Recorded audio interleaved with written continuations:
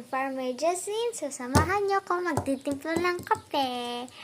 So, ngayon, wala tayo sa ating farm kasi maulan ngayon. So, magtitimpla lang tayo ng kape. Okay, let's go. Wait lang guys. So, ayan na. Kukuha na ko ng kutsara. Tapos, ito yung ating tasa. This is my favorite cup.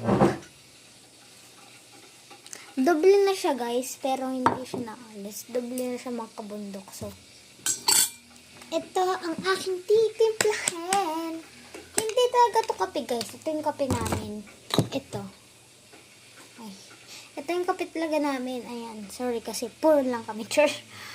So, ito siya. Ayan. Tapos, ito naman yung Milo. Milo talaga yung titimplahin ko. Bye-bye muna.